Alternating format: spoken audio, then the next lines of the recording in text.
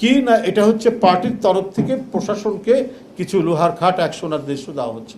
এটা তো একটা অদ্ভুত ব্যাপার, এটা তো রাষ্ট্রের বিরুদ্ধে একটা কাজ। কারণ আপনি এসির তলে থেকে বলতেছেন সে দেশদ্রোহী, কারণ একটা ছাত্রকে সে কেন খাট কিনে দিল। এখন যে ফ্লোরে শুয়েছে সে জানে খাটে না ঘুমানোর কি ব্যথা। ফ্লোরে ঘুমালে অথবা এই ছাড় পোকার যে কামড়ে রাত ৩টার সময় ঘুম ভেঙে গেলে তারপরে যে কি কষ্ট হয় সেটা একজন স্টুডেন্ট ভালো বুঝে, অন্যরা তো বুঝবেন। আপনি এসির তলে এটা থেকে এটা বুঝবেন না, তার জন্য আপনি এটাকে দেশদ্রোহী বলে ফেলতেছেন।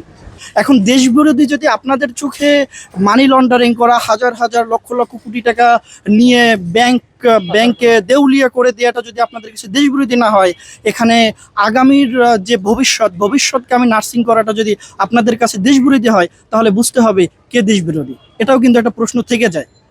দেশ বিরোধীর সংজ্ঞা আপনার কাছে এক ধরনের, আমার কাছে এক ধরনের।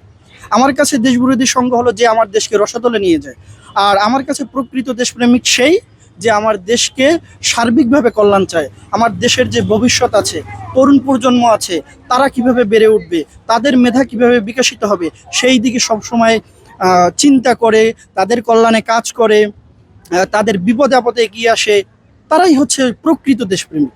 এটা আপনাকে বুঝতে হবে। দেশ বিরোধী কাকে বলে, দেশ বিরোধিতা কি? দেশ বিরোধিতার সংজ্ঞা যদি আমরা দেখতে যাই, তাহলে দেখতে পাবো দেশের বিরোধী যে কর্মকাণ্ড পরিচালিত হয় বা করা হয়, সেটাই হচ্ছে দেশ বিরোধী কাজ। এখন এখানে আপনার একজন শিক্ষার্থীকে প্রশাসন হোক, দল মত নির্বিশেষে যারাই শিক্ষার্থীদের দুঃখ ব্যথা বেদনা বুঝতে পেরে তাদের জন্য সহযোগিতার ব্যবস্থা করেছেন, এখন সেটাকে আপনি দেশ বিরোধী বললেন। এটা দেশ বিরোধী কিভাবে হলে সেটা তো আপনি বললেন না। আপনি যদি তাকে বাহবা না দিয়ে তাকে ডিমোটিভেটেড করেন, তাহলে তো আসলে কাজ করতে পারবে না। তারা তো ভালো কাজকে আপনি খারাপ হিসেবে দেখবেন। যখন আপনার কাজটা আপনার পক্ষে না যাবে, তখন আপনি সেটাকে ডিমোটিভেটেড করে দিবে। আসলে এভাবে কাজ করে তো আগানো যাবে না। দেশ এভাবেই আস্তে আস্তে আস্তে আস্তে দেশ রসাতলে যায়। যারা সামনে আসতে চায় তাদেরকে পিছন থেকে টান দিয়ে ধরা হয়। যদি টান দিয়ে ধরা হয়, তাহলে এত ভালো মানুষ দেখা যাবে ওই সব জায়গায় বর্জীয় শ্রেণীরা এগিয়ে থাকবে। তারা বর্জীয় শ্রেণীরা আসলে দেশের কল্যাণের কথা চিন্তা করে না, তারা তাদের নিজেদের চিন্তা করে। আর যারা জনগণের কথা, মানুষের কথা, ছাত্রদের কথা, শিক্ষার্থীদের কথা চিন্তা করে, তাদেরকে আপনি দেশদ্রোহী ট্যাগ দিতে পারেন না। এখানে হলো দেশের কল্যাণ। দেশের কল্যাণ কিভাবে হলো আপনি আমাকে প্রশ্ন করতে পারেন। দেশের কল্যাণ এভাবে হলো, আজকে যেই শিক্ষার্থীটা পড়াশোনা করতেছে সে আগামী দিনের ভবিষ্যৎ।